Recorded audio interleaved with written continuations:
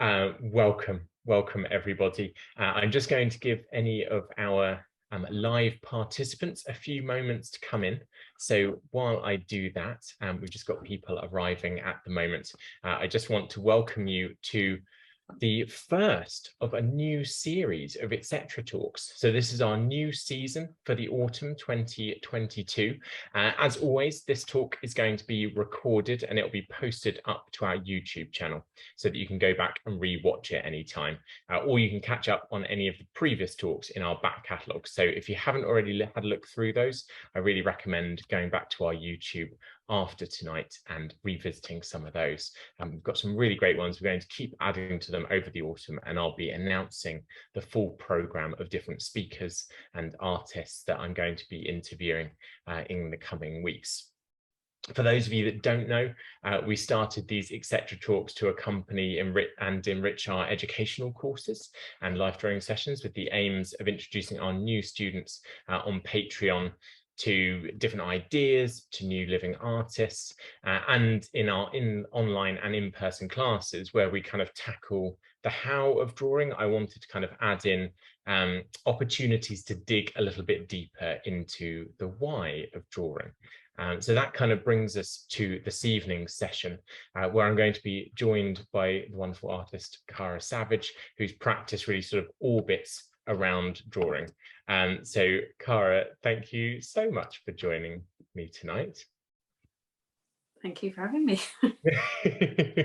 No, this is such a nice opportunity to chat a little bit about more about your work, because we've spoken a lot about drawing in the past, but this is a lovely chance to kind of really focus on the journey that you've taken with your drawing. And so for everyone that's joining us, for everyone that's here, thank you everyone as well. I can see as you're filing in virtually, it's lovely to have you all here tonight.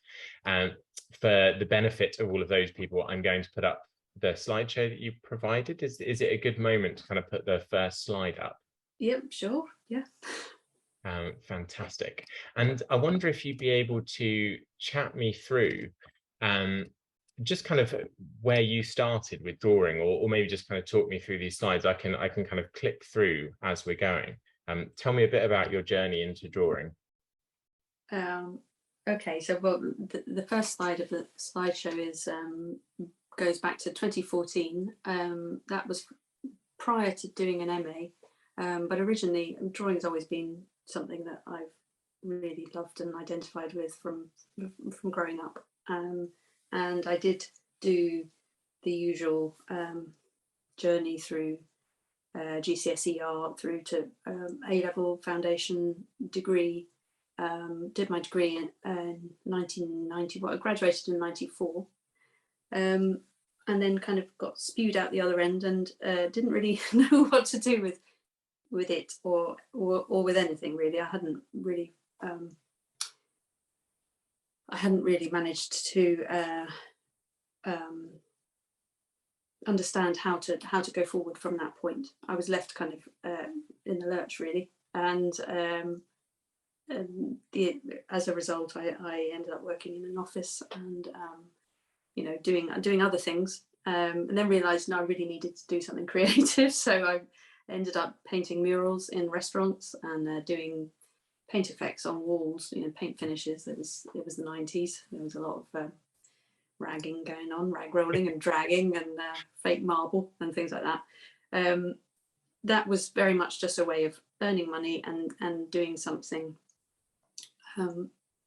But I wasn't really doing any of my artwork, and drawing kind of carried on, but not to a great extent. And actually, life happened and did all kinds of things, but it meant that I did try a bit of drawing again a few years later, but really on the whole I stopped drawing for nearly 2 decades. And it sounds a bit over dramatic, but it was a bit of a, you know, midlife crisis or whatever.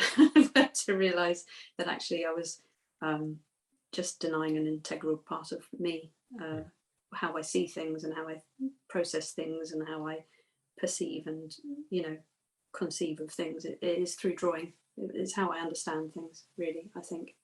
So drawing's always had a special place in my heart, and I realized I needed to get back to drawing, and you know, with had 3 kids by then, etc., and you know, life, as I said, and it really meant just making myself go back to life drawing drop-in classes as a starting point, because I'd always really loved life drawing. Doing my first degree in the early 90s was not really a good time for drawing at art school. Drawing wasn't really encouraged, and I think we had maybe 4 life drawing sessions and the whole thing right at the beginning. So I'd loved it at foundation. It was brilliant. And anyway, so flash forward decades, and I thought I'd go back to drop-in life drawing, and it was just extraordinary to stand in front of somebody again and have that just lovely feeling, and then get out a piece of charcoal and go to draw, and what was in my head was not what was coming out on paper, not at all. I couldn't. It was just this lack of alignment between how I was thinking and what was coming out on paper. Really was hard hard to take, but also kind of challenging, a thrilling challenge. I had to get, you know, is that feeling of like working at something and having some measure of progress in terms of it aligning with thinking, because it sounds, you know, drawing is really, I've said this as a quote thing for how I see drawing is thought made visible. Really, for me, it's an embodiment of thought, and you know, the way that it's the most direct way of communicating your thinking, and so to bring it into alignment is to have some way of connecting the thoughts, and then you know, how it comes out onto the page and how you lose yourself in that moment. That's what I was seeking to get back to. Blithering a bit, but I realized I wanted to do an MA, and specifically an MA in drawing, to right the wrongs of the BA. I think probably I'd done sculpture for my BA for my first degree, and that makes sense to me as well. The two are very much connected in the way I see things. I think you know, about handling and making and form and mass in space, and the marks that I make are very much connected to this description of solids, 3D, you know, onto 2D, and it's this fantastic problem. How do you represent something 3D on a 2D surface? You know, this movement between the two, it's always really fascinated me, and I think the sculpture part of it, this interplay, this movement between them, is really exciting, you know, mentally exciting. You know, that for me, that's what my area of intrigue, whatever it is. So thinking about applying for an MA, of course, the practical side of it is you have to get a portfolio together. And here I was standing in a life drawing class and not really producing anything that I thought was getting anywhere near with what was inside my head. So it was a question of making myself draw on as much as possible on a, you know, nightly when the kids were in bed. I'd get a book out on the kitchen surface and make myself do a drawing, and had to be when the dishwasher was full so that there was surface to draw on. You know, it was night after night I would do it, and it was so satisfying to have these drawings kind of moving, helping me get back. Obviously initially it's literally regaining technical skills or whatever, refamiliarizing yourself with the way that marks happen on paper and pressure and, you know, line weight, etc., all that kind of stuff. Anyway, pictures are here up on the screen, so you can see these ones. Obviously the ones up on the top right, they're pencil, they're quite tight, they're, you know, and the one on the far left, they're of my kids. They're of pictures I found in magazines or off the internet. They are starting off, yes, like I say, quite tight. The one on the upper left, I was more interested in. That's my daughter. I was thinking of different, you know, the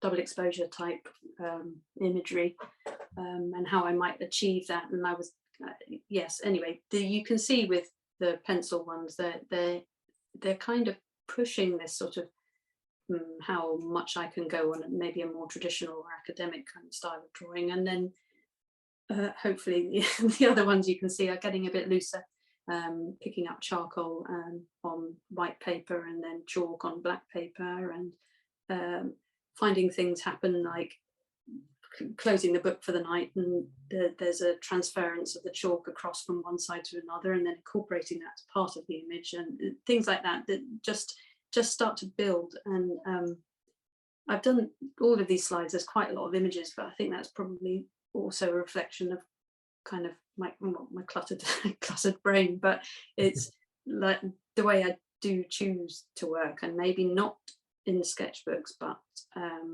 probably more comfortably just doing lots of stuff and putting it up on the walls and around and living with it, and reflecting on it. And that's where lots of learning happens anyway, which is, well, I go on to talk about that in teaching terms, but seeing how things sit alongside one another and seeing if there's some kind of dialogue or interaction between them. This doesn't really apply to this work, sorry. Let's go on to the next slide. It's more of the same. This is me building it up. So 2014, I started my MA in 2015, and it was a 1 year, really intensive course. So 2015, 2016. These are 2014. So yes, there's more looser charcoal, again, that nice kind of print thing happening on that top sketchbook. It's experimenting with scale a bit more. There's little tiny drawings. I think that the lady with her head to one side, I think that was just a little A5 drawing. The one on the board to the right is my daughter. That's an A1 drawing. So everything in between. And there's one in the middle there which has got some process shots, because at this point I was probably a bit nerdy or whatever, but taking photos as I went along with my phone from the same position. I mean, pretty much everybody's got smartphones you can use it, but I would really encourage that as a methodology of, as you're working on a drawing, just pause and take a photo, and then you've got this record, and you can start to look back and look through your, like I said, this direct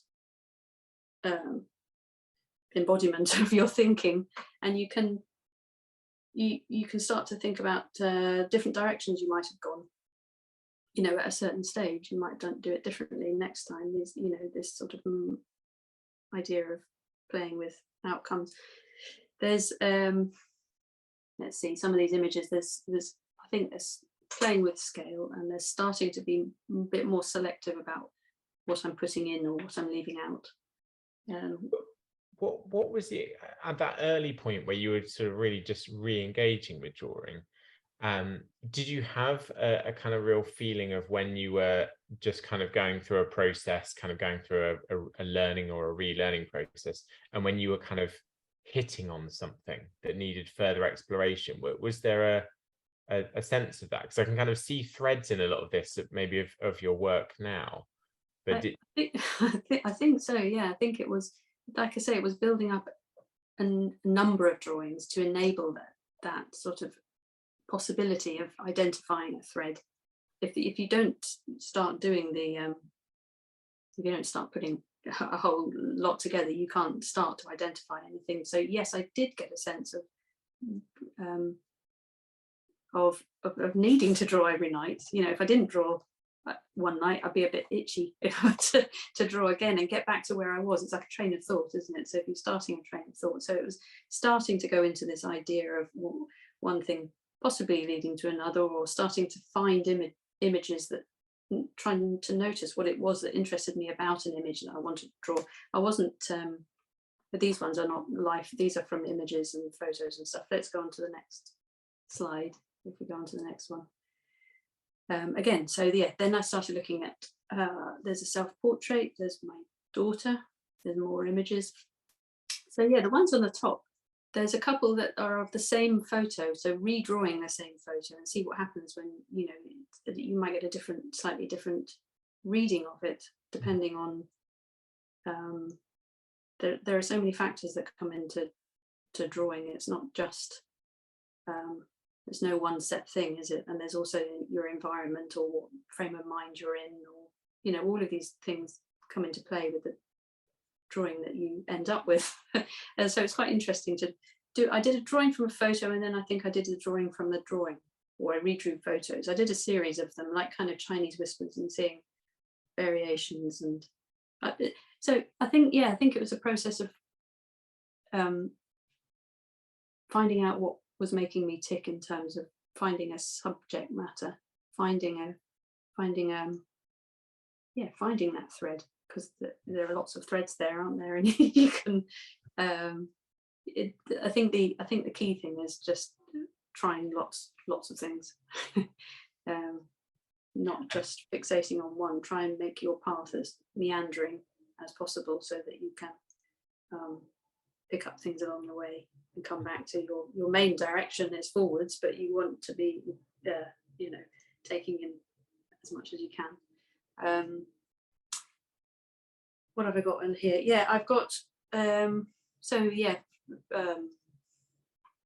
photographers' images. I started looking more towards photographers' images as source material. I've got, is that Stieglitz, the wet silk one, or Erwin Blumenfeld is one of them there. And I think there's something about looking at actual photographers' work where it's they have an understanding of light on form, because when you're drawing from a photograph, obviously it's flat, and a lot of that kind of form has been, well, you're not perceiving of 3D form, so sometimes it's helped if it's if you can identify the light will help you, you know, describe the form or atmosphere, or, you know, lead you towards, like I said, what you're keeping in or what you're leaving out consciously. You know, it's a process of moving towards intention, you know, what you intend your drawing to be. I'm really blithering on here, but again, there's different scales on here. The one on the top left, those two are A1, and again, there are little ones, A5, A4. So how do you find that scale affects your physical relationship to the surface as well? I mean, there's so much kind of record of very physical mark making within all of these images. You can kind of see the action of your hand or your shoulder. Like, did that scale really affect that engagement? Yeah, it's funny you saying that now. Actually, is the now you saying it, I'm realizing that is actually where I am now, again, after a whole cycle, however many years later, 8 years later, and with another kind of enforced hiatus or break or whatever, for various reasons. I am now, my challenge I've set myself now is to try doing things really small, and it is really different. You're right, you're absolutely right, it's very different. You become comfortable making marks in a certain way, and you've got to kind of guard against being comfortable, I think. So well, when we get to the end, obviously the more recently I've done pictures from the Draw by Brighton photo sets, which is a fantastic resource, and really good to have multiple pictures of the same model to work from. And I've done them different scales, and then I've made myself do these little A5 ones after doing, well, A3. It's just really hard. It's really hard making marks smaller when you're accustomed to doing them larger, and actually it is much more challenging. And now I'm quite getting into the idea of trying miniatures or something, you know, to see how I can translate those marks. It's translation, isn't it? It's a different form of translation of yeah, how the marks end up on the paper. It's sort of like a slightly, it makes you, yeah, think it's like maybe it's different ways, like speech would be a different pronunciation, dialect or something. I don't know how you would compare it. Do you think is there a parallel with like poetic form or something to try and reduce something down, you know, like a haiku or something like that, where you've got a form, you know, condense an idea? Yeah, let's go on to the next slide.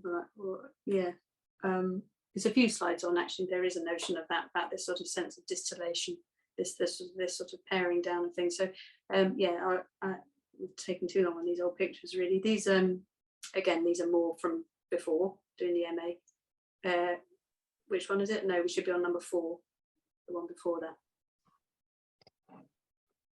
Yeah, the one before. So that one is yeah, so doing these repeated drawings on, you know, night after night, and then I started looking at different materials and different, so after different scales, different materials, and maybe mixed media, like the ones on the bottom left, I started doing prints, just basic, really basic monoprints, monotypes on glass, and then taking a print, and then taking a ghost print, and then drawing on top of that. So kind of using the monotypes as a base. And then the one on the top right was an A1 size drawing. Okay, sorry, just going back to that, that's a really exciting process. I've kind of never really come across that. So is that acrylic on the surface? That was acrylic and scumble glaze on a sheet of glass on a broken frame that I had at home, and taped up the edges. Just painted with a brush and did a really sort of bold blocking with this. Scumble glaze was actually dug out of my mum and dad's garage from when I did paint effects in the 90s. So it was all old stuff, and it's all just, you know, thin it down and keep it moving, and then did it on the glass, and then just stuck paper on it. Took a first print, which was quite often too strong, and then maybe a second print to knock it back a bit, and then it would dry really quickly. It's just acrylic and scumble glaze, and then you can work in the top. So the one on the there's a graphite one, the second in from the left at the bottom. That's little A4 one, and I got the ghost print of that to work on, and then just went in with graphite, and so that was quite small and delicate. And then the other one on the top right was A1, so quite big and bold. And so the top right one is what's underneath the two pictures underneath it. You know, I just drew on top and on top and on top and on top with compressed charcoal and chalk. Yeah, so just kept on building up, and quite enjoyed this whole sort of. You get a different texture with the monotype print underneath, you know, and then going on top, you're also building a texture on the surface of the paper, and you're leaving some stuff showing through and working up certain areas. Anyway, I was having fun playing around with different materials, basically, and just seeing different things. And then what else have I got in there? I've got watercolor and chalk and pencil and red pencil and charcoal again. I would always come back to charcoal. I love charcoal. I love the way it's so movable, aboutable. If we go to slide 5, then this is where I kind of got to just before starting the MA. So again, yeah, different scales, different lighting, maybe. There's I've got in the middle there, that's a life drawing. I was still going to life drawing, and I was getting different things. I was now getting things more aligned with what I had in my head, and deliberately choosing to do things like you're not supposed to have a floating head, are you, really? It's because it looks like a disembodied beheaded person, but actually that's what I wanted. It's precisely what I wanted, you know. So I was starting to make decisions about how I wanted my life drawing to look. I wasn't just drawing everything I could see in front of me. I was being selective, that kind of thing. And the picture, the drawing on the right, I took that along for the first day of the MA. We had to bring along a drawing that was specified, bring along a drawing to put up on the wall, and something that represents what your practice or something. And that was the one that I took and stuck up on the wall. And for me, that was something of a little mini breakthrough moment, that particular drawing. It was trying to get something of the tactile nature of moving the charcoal around on the paper, and it was trying to get something of the kind of really, some areas really finely worked up, whereas some areas like the ear and behind the back of the head really quite loose and almost abstract, more gestural marks. You know, this kind of trying to have it all really on one thing, trying to have a bit of you know, depth of field introduced with like, you know, like a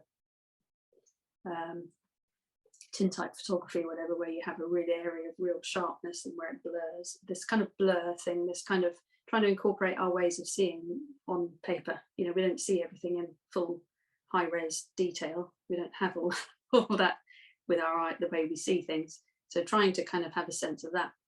Anyway, yes, blithering on, that was, so for me that was a little bit of a, okay, this is getting somewhere that I want to explore. However, having said all that, you know, all up to that point, I was really conscious of the fact that I just had a lot of drawings. That's all I had, and you know, not that I didn't like them, I liked them, but that's all they were. They weren't, you know, beyond that, they weren't really anything other than my exploration of things. And I didn't know, I recognized that's why I wanted to do an MA. I didn't know how to start a body of work, or you know, how does anyone think up a research idea? How do you research things through drawing? How do you do all that? I didn't know how to do that. Oh, next slide, slide 6. That's just, again, that's just more as, so yeah, following on from that life drawing, these were other life drawings that I was doing at the time. So they were all, again, I noticed that I was focusing on the head, the portrait. This was becoming my area of concern in my drawing from life. Is there a distinction you draw between a head and a portrait, or are you seeing them as synonymous? It's not a distinction. I like to, my kids get annoyed because they can never pin me down. I'll never say what's my favorite food or what's my favorite color, because I just sort of can't decide. I like it all. So the portrait workshop, when I'm teaching, I do like to actually say we're drawing a head, we're not drawing a portrait, or we're drawing a portrait. You know, there is a movement between the two. I'm not saying they're separate, but I like to be able to move between the two. That's a lot to do, again, with my the teaching thing. It's about, for me, it's about mental agility in seeing whether you're moving between the optical illusion, the classic optical illusion of Rubens' vase, you know, whether it's the two heads or the vase in the middle, or which one you see.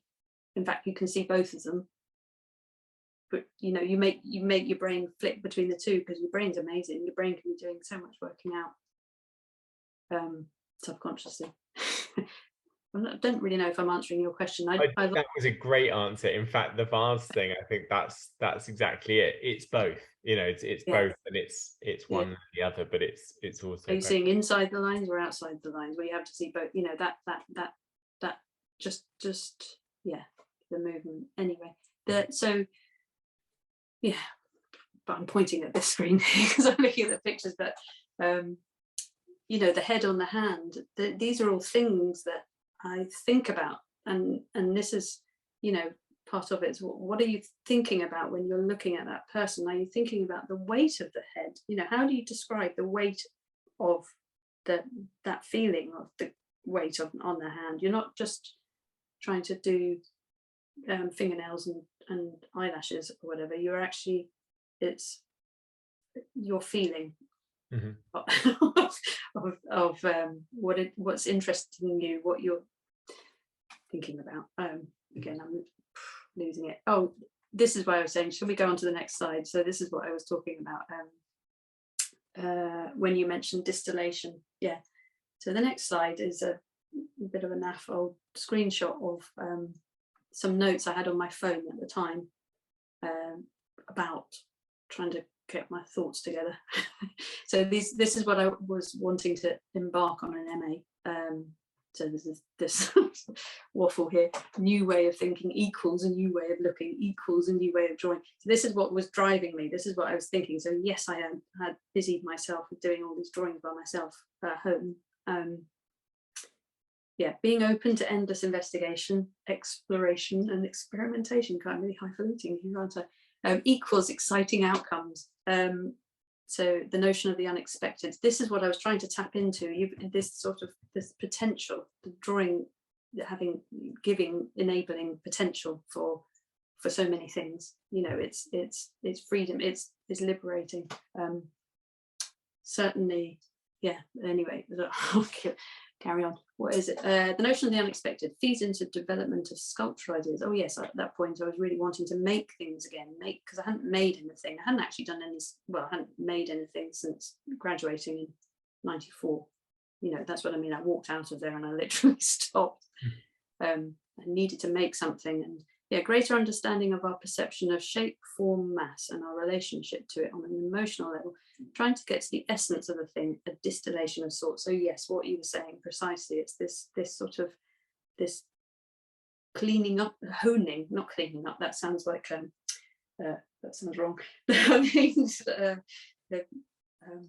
Hairbrushing out, no, don't mean that. This actually, yes, distillation is the best word, because you're getting to something more concentrated, or I don't know, not being very good at that. What have I put here? Portraits and figuration are my current fascination, exploring the notion of facets or layers of emotion. Yeah, so going beyond just doing a drawing of someone, you know, and actually trying to think about what it is you're doing. So layers of emotion and personality, resemblance, semblance, and dissemblance. Resemblance, so what, of course, yeah, what they look like, or it resembles, or whatever, because a portrait is a portrait, traditional portrait is a recognizable likeness of someone, a particular person. Semblance, so that's more like about outward appearance of something, and I think it normally kind of hints at outward appearance when something underneath is a bit different, or, you know. And dissemblance is kind of like a hiding of something, but it's also that, so that really is to do with the fact that I'd been thinking about what these life models were thinking when they were posing. You know, how are they presenting themselves? Yeah, we're doing a drawing, we're making a representation of them, but that's how we see them. But how are they presenting themselves? You know, so there's all these things that start to come into play, which I find really fascinating. I suppose that's more of a psychological element to drawing, or whatever. How you can really, I mean, life drawing just encourages empathy and everything, doesn't it? This whole human compassion, because you're drawing a real person. It's, yes, human nature to when you're looking at them, you kind of feeling something of that, the space between you, or whatever. I'm going off on tangents again. Let's go on to the next slide. Yeah, okay, so yeah, dissemblance, then the kind of hiding away. So this picture on the left, then probably, yes, starting to think about that. So that was drawn from a photo, and I have been very selective or whatever. I've left a lot of it out. I haven't gone for, I realized a lot of my drawings were kind of focusing on the eyes. I love eyes, and having them as a focal point, and I actually wanted to take that out. I wanted her face to be unreadable. I wanted her face to be, she was not letting us read her face, you know. So there are all these things that I'm starting to think about how I want, what is it I'm trying to explore with a drawing.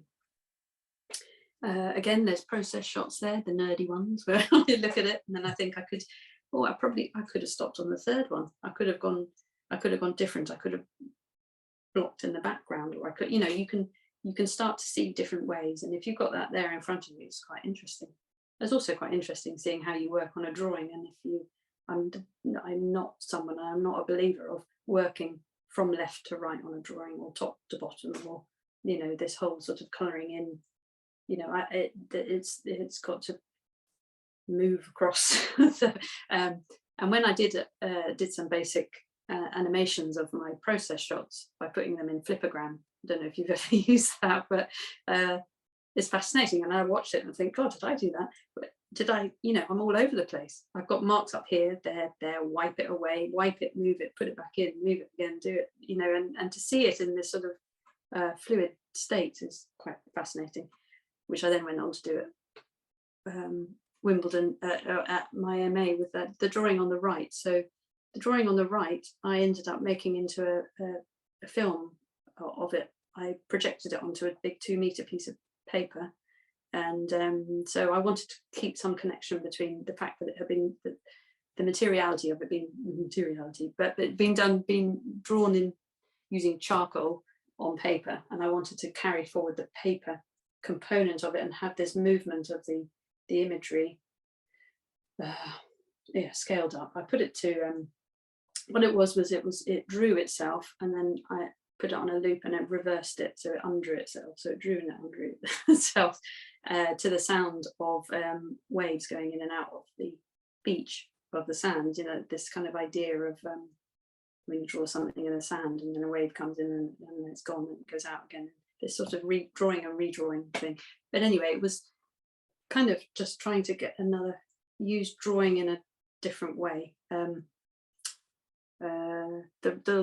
just looking at the pictures, the prints on the rack. Yeah, so I did all the process the photos I'd taken of the processes of the drawing. I then made into screen print and printed out in different ways. And anyway, I used the image. What I'm saying is I kind of expanded the drawing from the drawing to other things. There are many different outcomes you can have from any one thing. Let's go on to the next slide. So yeah, the next slide is a little bit of a double up because I was just ramming pictures in again. So there's the process shots of that. So that's what I mean by breaking up the stages of the drawing. I then drew the stages of the drawing again onto sheets of acetate, and then I layered them up, or I moved them around, and I made so I made different screen prints of it, and I did more of the using acrylic, but I did it on acetate this time with layering. What did I do? Oh, and then the next slide, you can go ahead to the next slide. The next slide was so then I used those sheets of acetate under the enlarger and I made photograms. So it's the MA was afforded this brilliant space to just go down a rabbit hole and try lots of different things and think about drawing as boundaryless. You can go into screen print room or whatever, into the print room. You could use you go into the dark room, use photography, you could use light. Drawing is not just pencil on paper. Drawing is drawing in space with wire or clay or wax or anything. It's the drawing is thought. That's the connection for me, is that your thinking is drawing. Whatever you pick up, whatever medium or material you pick up to do your drawing is your thinking. It's anyway. So what have I done with those? Oh yes, so the charcoal drawing I then photocopied onto acetate, and then I had the acetate on top of the photocopy, and it kind of curves away and gives this distortion or slight offset quality to the picture. So that to me was sending me down. It's to do with how the viewer reads a surface and how that affects how they see a drawing. So all these things are coming together. And my the first essay I wrote was about surface representation and intimacy to do with the portrait. So it was something about this triangular relationship between the artwork and the artist and the viewer, and how all three are there activating the thing. They can't, they all need to. The artist can make the artwork, but the artwork is where it happens. The artwork is not where it happens. The artwork is, it can be taken somewhere else by the viewer, is what I mean. Mm-hmm. So they might come in have their own thoughts, and it kind of keeps where is, I just wondered where's the subject in that kind of relationship as well? So, you know, be that model or photograph. Yeah, so the sitter is also an integral part of the portrait relationship with the artwork, and so then the next essay that I wrote became to do with the sitter, the surface, and the artist. You know, I'm using my hands in space here because it is, for me, is very much a spatial relationship, and they all need to be there. And then the way that the artist has made the mark on the surface using materials that have associations, you know, and then that sets something, and the viewer will see the artwork. I'm really going down a little tangent here, but they're not just looking at an image, they're also taking in all these other details like marks and materials used and so on, and all these things will be reminding them of something through association, or, you know, and then it kind of builds and it's bigger. But that's the thing, if sorry, I'm going all over the place and this is really old work. Let's go on to the next slide because I don't really like looking at my old work. Just to take that moment just to flag up for everyone that's watching at the moment, if you've got any questions you wanted to put to Caragh, pop them in the Q&A and we'll get back to them later on, but feel free to put them in now while they're fresh in your mind, and we'll come back to them. So I'll just let everyone know that. Thank you. You know, I've just realized the time. That was a nice little nudge. Nicely done. Yeah, blithering on. Okay, let's zoom ahead. So materials and stuff, and material associations. Well, then I went on looking from the portrait, which was very much my area of research. What is a portrait, and what the concept of the portrait? And then I was looking at actually the death mask being a trace, an indexical trace of a person at the moment of death. So I was looking death. Sorry, I was just looking at subject object again. So this movement between things. So I am this annoying shifting person. I see how my kids see me. Subject object. 2D, 3D, you know, this whole sort of this energy, this thing that happens, and trace and transference, and trace can be a physical trace, but it can also be an aura, and it can be distance and proximity, and it can be all these paradoxes that drawing can encompass, and that's what's so wonderful about it. It's not fixed and set. Massive amount of representational detail, you know, it can be very seductive for people to sit and really work on that, and it's an amazing skill, but it can simplify a reading of an image, you know, it kind of closes it off dead. So in terms of somebody being able to read it at a glance, you actually want to kind of engage your viewer. So anyway, these are to do with ideas of presentation and intent, and, you know, the other stuff that comes around. I think that drawing is right there in the middle, and it's the first, for me, the first sort of most direct link to boom, all this thought that's going on in your brain and how you want to get it out. Let me whiz back to these pictures. So death masks. I looked at a classic death mask, the unknown lady from the 19th century. It was and I was found looking at Seine. Was that the L'Inconnu de la Seine, yeah. So she was an unknown lady, and she was pulled from the Seine, and they took a death mask to identify her. So this notion of portrait as identification, documentation or identification. There's I started drawing sculptural objects as well. That's a study of a Medado Rosso sculpture.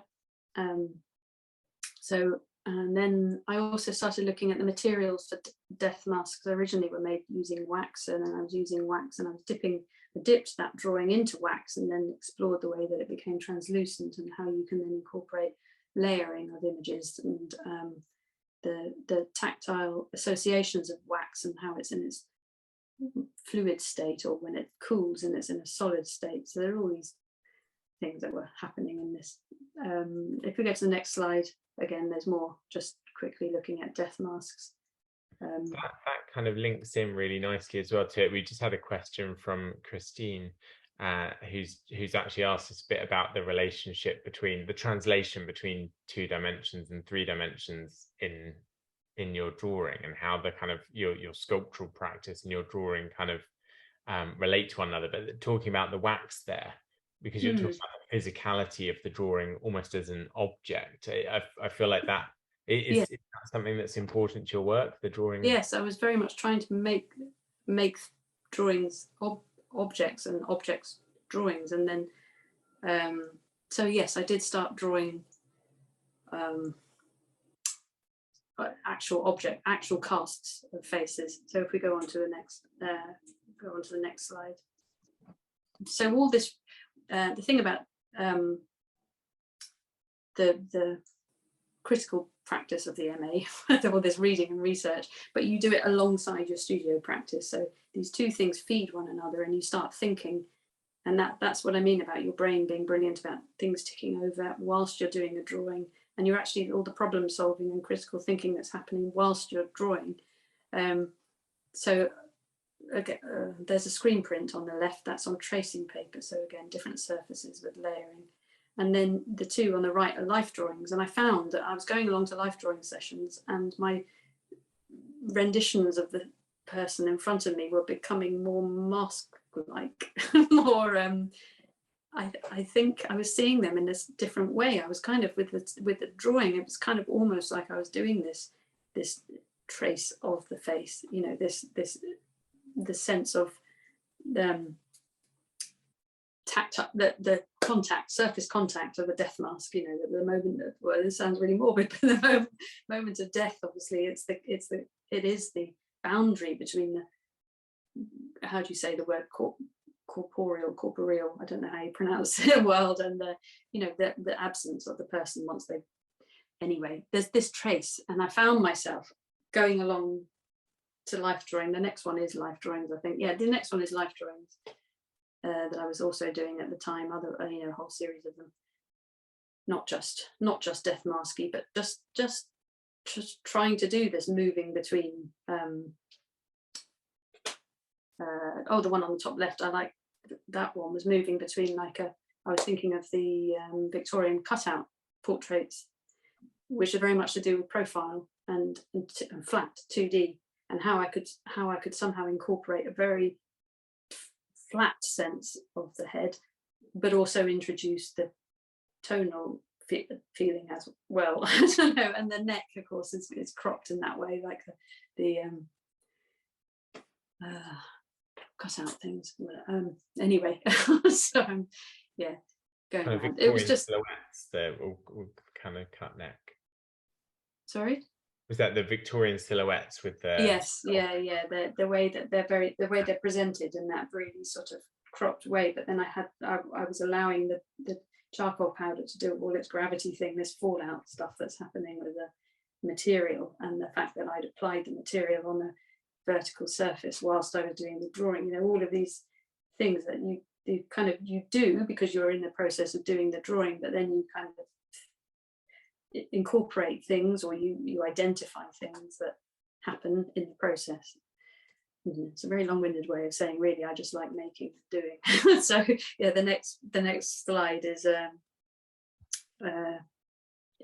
back in the studio, actually taking casts, so using plaster, which was another death mask medium, using wax, making multiples, so multiple from the matrix or whatever, but how they can vary, how each indexical trace can vary, and kind of alluding to some kind of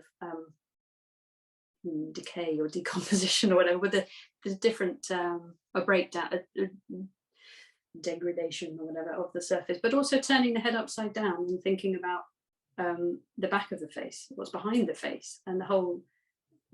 I was reading a short story by Rilke at that point, with something about everyone having faces that wear out and they fall off. That's something else. But anyway, so if you go to the next slide, there's and a sculpture. So this, yeah, somebody was asking about sculptural practice and drawing, and this was a sculpture coming out of the drawings of the death, or thinking about the portrait. So this was the face as specimen. This was like exploring the aesthetic of the Cabinet of Curiosities, or the Wunderkammer. So kind of creating a space, creating by association again, tapping into the sense of it's the object in space, but it's the object viewed by someone, becoming imbuing it with things. So this aura, this why is a death mask an auratic object? It's because I used to have these kicking around at home, and my children would say they were creepy. What is this creepy stuff? Why are there all these faces around the place? But it's only because they were seeing them as a death mask. They're not actually, are they? They're just things.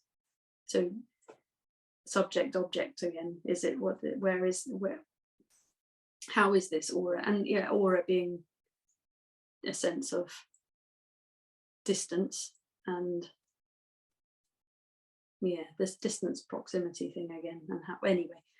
So they were made out of wax. There were lots of layered up wax faces inside the bell jar, and then I was dipping the screen prints I was making in wax as well, again with this, leaving all these kind of fluid marks on them. So again, trying to refer to the liquid state and the solid state, and the fact that it was liquid and it was poured. Well, that was on a mold obviously, but if it had been on a person's face, it would have been poured onto the dead person, wouldn't it? All this kind of associative things.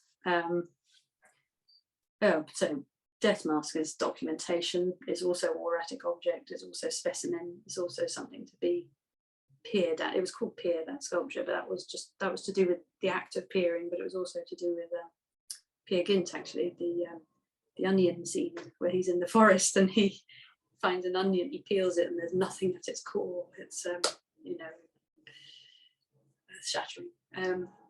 But the sense of self, anyway, layers of self, and how we would discard them, or they get worn out, or all of lots of things. Anyway, sorry, it's better whiz on, because we're actually going on much too lengthily. No, the next page, fabulous stuff as well, Caragh. ranting. So the next page, this is a picture of my wall on MA. So this is what I mean about just putting stuff up on the wall and working alongside it and thinking. So it's kind of there. It's like uppermost in my train of thought, trying to have a train of thought and trying to do this thing like I love Ava Hess and her work and her whole concept of presentation and placement of objects, and their relationship to one another, and the spaces between the things being as important as the things, and the relationship they have to one another, and how if you've got a big thing you can move them around and live with it for a while and see which things spark something or other, something. How something sits alongside something else, or might take you somewhere else, you never know, into a different direction. So there's a face cast that I was drawing. So I was drawing objects, and I was again drawing objects in a representational way. And then if we go to the next slide, sorry, the next slide is then I was drawing objects on pianola rolls, which have got little holes in them. And I was again thinking about associations, and I was thinking about, I was reading Rilke at the time, and it was his idea of primal sound, and how, I don't know if you know this one where he's on our skulls, we've got that suture, can't remember the name of it, you probably know it, Jake, but the little wiggly line on the skull. And Rilke had this thought, I don't think he ever did it, the wax cylinders, they used to play sound by having the needle drop into the grooves. So anyway, he developed this idea of, well, maybe we each got a unique individual sound from our skull. Could play someone's suture. Yes, I say I don't think he ever did it, but so this idea of sound, and I was thinking about primal sound being unique to an individual, to a person. So I was trying to think of using something that made a sound. Well, pianola rolls make a sound, obviously not there, but in your mind they would. So some kind of acoustic echo, some kind of by association, you see something, an analog thing that is, you know, a bit of paper. Anyway, yeah, what I was doing was I was drawing an object in a, you know, representational way, and then what I did was I stuck a bit of paper underneath the pianola roll as I drew them, and I turned the object round to different positions or whatever. And the charcoal, as I was drawing the representational thing, went through all the little holes and then made like a secondary image, an incidental artwork. So I was into the idea of artwork at one remove, artwork made, you know, at one remove from your own hand. You know, you kind of end up with something else. So if you go to the next page, there's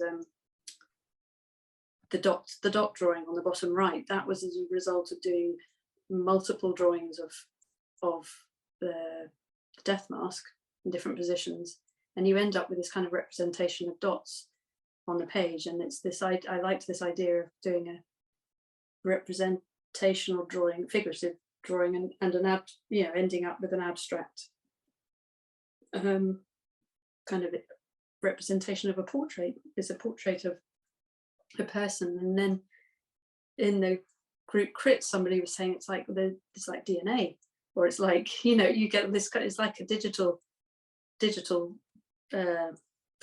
or something. So I love all this kind of this surprise things that can happen. So kind of embracing chance, or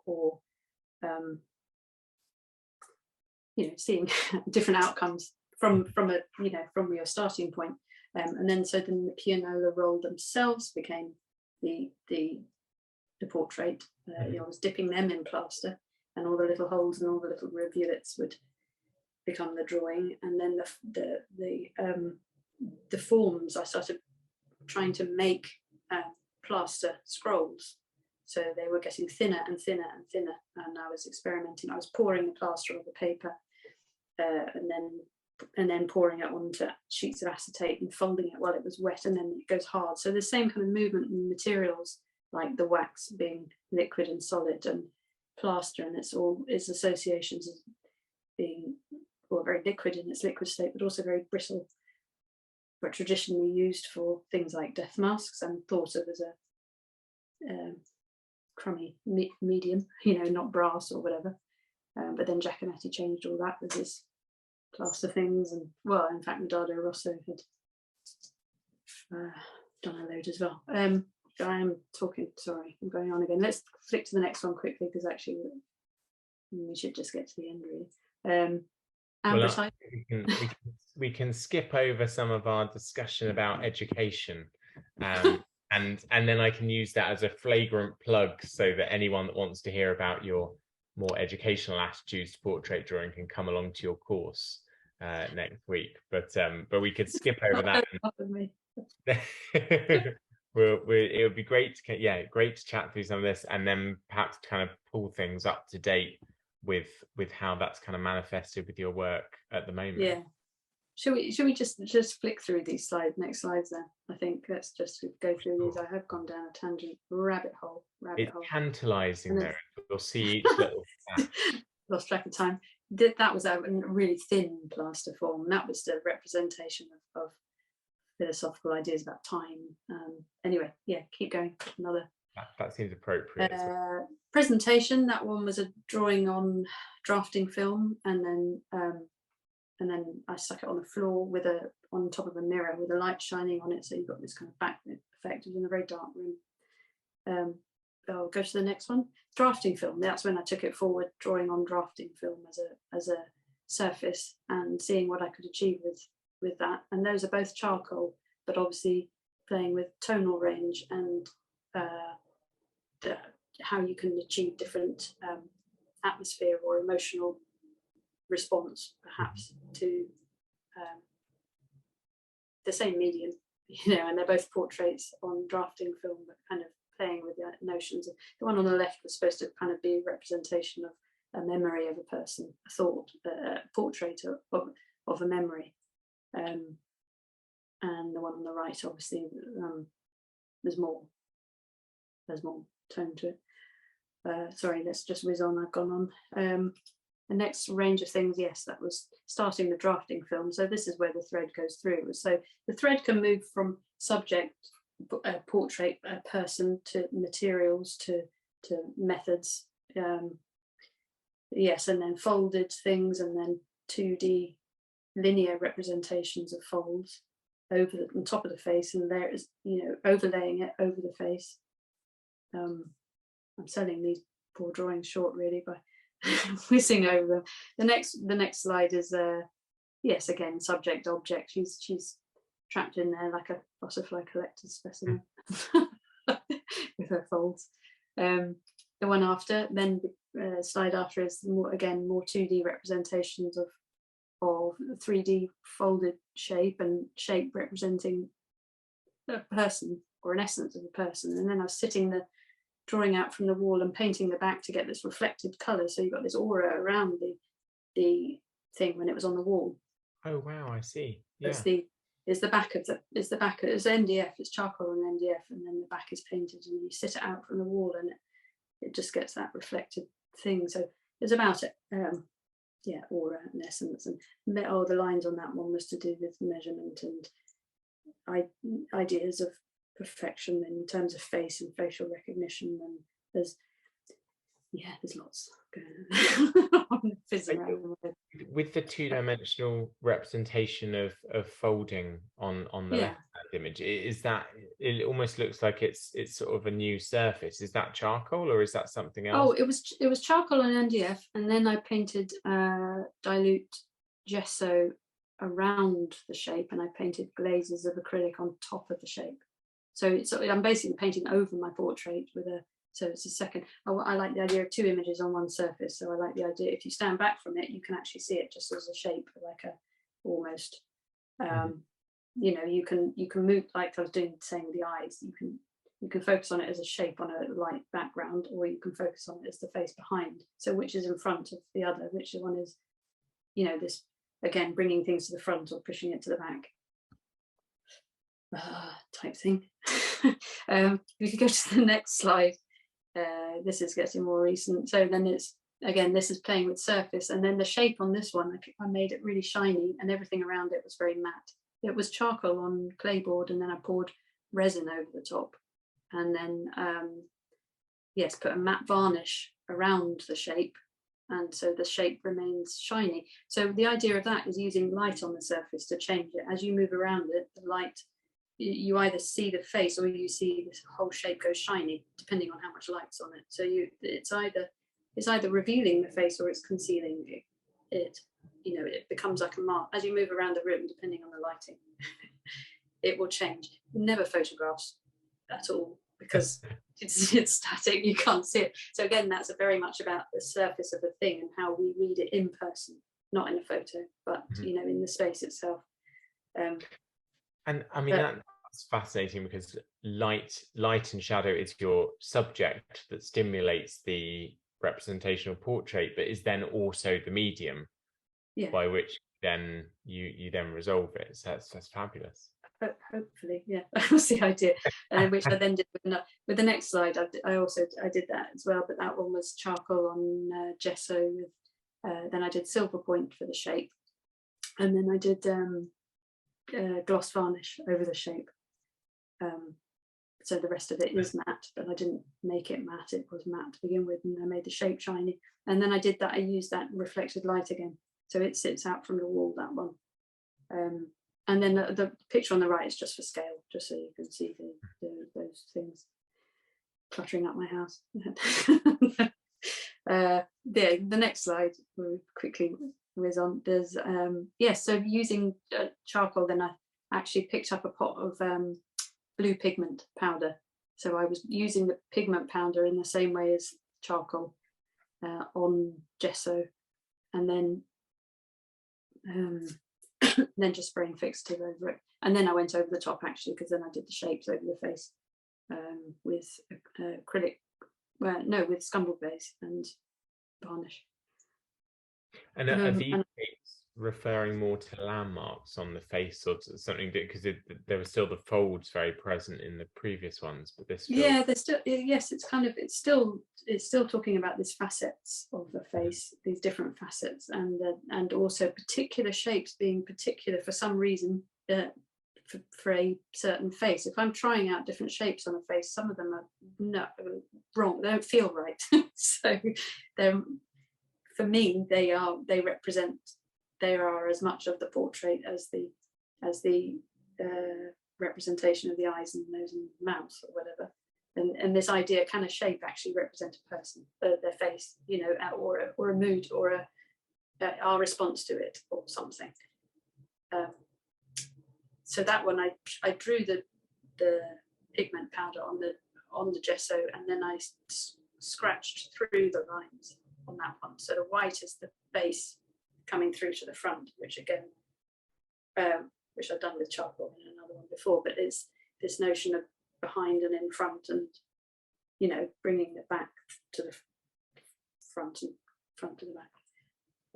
Anyway, so the next slide is that's all that series. So that was kind of a series. So these series of images, whatever, can happen over a very long period of time. I just keep dropping back in on it and find a point of reference, and it was the shape and the folds which was following through on that one. And yeah, those blue ones, that's just a picture to show that they sit out from the wall, and the sides are blue. So again, there's this bringing it to be an object, not just a 2D, you know, it's coming out into the space a bit. That's more of a thing as well. If we go to the next one, there's sorry, jumping through now. That, yes, lockdown. Self-scrutiny in lockdown, and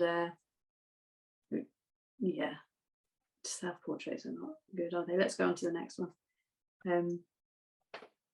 Yeah, and again, just sheer enjoyment of just pushing charcoal around and enjoying looking at a face and looking at the whole thing of looking and drawing is in just enjoying. I keep coming back to the word enjoying, but it really is. If I don't get time to draw, sometimes just coming in and just spending time looking at a face and just working my way through and around is just a lovely little portal into another place. Just transports you, I think. You know, for that time you're doing it, and then you kind of feel like you know the person. It's a process of knowing, isn't it? It's a process of getting to know someone. Anyway, there's that, of course, recognize, know again, isn't it? Recognize someone. And I've just the last two, if we jump on. The next one is, yeah, this is what I was talking about, the from the draw Brighton reference photos, which are brilliant. Again, like I say, if you don't get much time for drawing, and you don't get the opportunity to get out to the life drawing person, or to get online, even just to have some point of, you know, those reference pictures are fantastic. So this one was how much is it? A3, probably A3 size on panel, gesso, on board panel thing. And then the next slide is the smaller. That's what I was saying. I was pushing myself to see if I can draw the same face and, you know, employ my charcoal mark making smaller, which is really hard. And I'm enjoying that challenge at the moment. Yeah, I'm intending on doing like just a whole load quite small, and then having a whole load of them all up and seeing the impact it has, a whole load of them. And I liked the fact that it was the same model in different, you know, angles and moods and moments and different different drawings of the same person. Yeah, with that, not the one on the right. The one on the right's not, but yeah, sorry, what? Oh, just thinking about knowing and getting to know someone, is it just thinking about the degrees of separation, obviously with some of the subjects, particularly kind of the death masks and things, you're many degrees away from the actual person that stimulated the start of that journey. Are you many degrees away, or are you right there? That's the distance and proximity thing, isn't it? Is that moment of contact, and is that surface is it that person, or is it the essence of the person, what's in the soul, the the body? So is and the death mask, this weird thing they have of being so real but immobile, they're not moving, and then even the aura again, that's that weirdness. It's not a sculpture, is it? It's an object. And anyway, sorry, I was questioning, are there degrees of separation between the death mask and a real person, or is the death mask actually a summation of a life, and therefore all the experiences that they've lived are being on their face? I don't know, but I'll keep having a look at it. Yeah. I don't know that. Thank you. It's what is a photograph something significantly different to you, or as a source of imagery, or is that too simple to call it a source of imagery? They're different. No, they're different. I value both as much, actually. I think. I love life drawing, and I love that whole thing, but the reality is you don't get to life drawing. I don't get to life drawing nearly as much as I would like to, and I can lose myself in a photograph in the same way. I think the important thing for me is that I try to approach a photograph.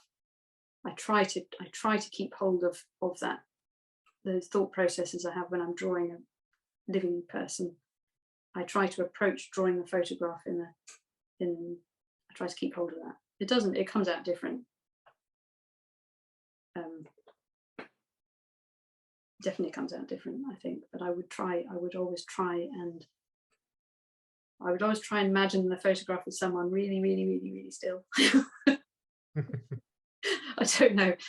I think that's to do with the experience of life drawing, isn't it? And that's what you need to keep tapping into and keep going back to draw from life. It's like observational drawing, isn't it? And how much you know about a thing and your relationship to a thing that you're drawing, and how far back it goes and what's behind it, and all of that feeds into your conception of a thing, not just your perception. It's conception, isn't it? And that's important. If you're drawing from a photo, you need to be able to conceive of that person.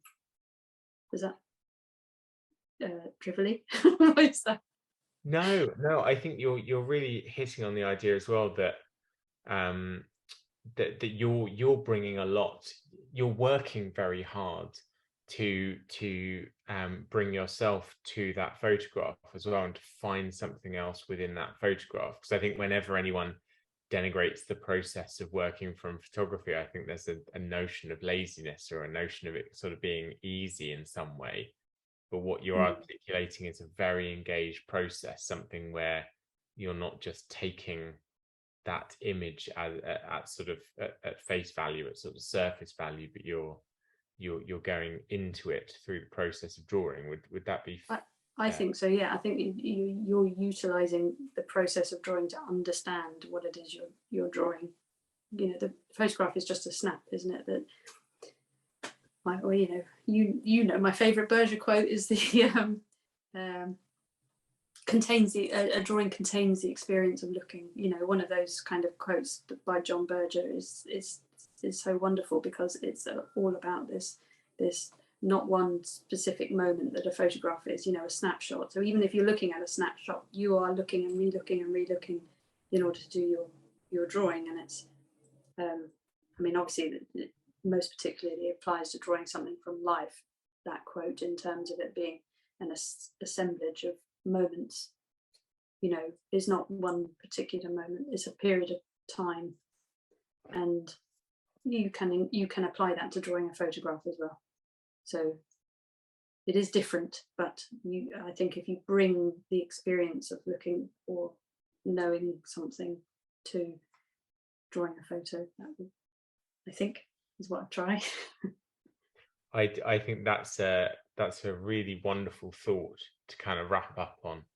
I think just that idea, yes, so the Berger quote, a drawing contains the experience of looking, and I think what you've said there and what you've articulated through these drawings, I think just brings us to a wonderful moment to to say Thank you thank very much. it's been so exciting, and I'd have loved to have spent longer on all of those images as well, to be able to kind of talk through what they represented, and what Yeah, sorry, I kind of went down a bit of a rabbit hole there. it was great. It was I haven't great. seen them for a while. I think those drawings, I think that's what happened. You like old friends or something. Yes, and what a wonderful thing. I think we should all perhaps revisit some of our old drawings as well and rediscover some of those old friends. But thank you for taking us on a journey through your sort of yearbook of old friends, Caragh. It's been such a pleasure. Thank you. Thank you very much. I'm going to take us off screen share for a second there, and just thank everyone for joining us. I'm sorry I couldn't get through everybody's questions. I think Caragh probably answered them all at some point, so I'd recommend everyone go back and look through the recording of this once we put it up on the Draw Patreon, for everyone to be able to revisit. But thank you again, Caragh. It's just been a real pleasure. Thank you very much, and thank you for putting up with my waffle. No, not at all. I think these have been wonderful tangents to go down. And as a final plug as well, Caragh is going to be teaching for us at the Draw Studio next week. So the first weekend of October, and there are still some places on that course. So if anyone's interested, do pop me a message. But otherwise, Caragh, thank you so much for sharing all your work, and hopefully see you soon. Thank you. Yeah, thank you. Bye-bye. Thank you. And thanks everyone for joining us. Have a lovely rest of the evening. And you. Bye-bye.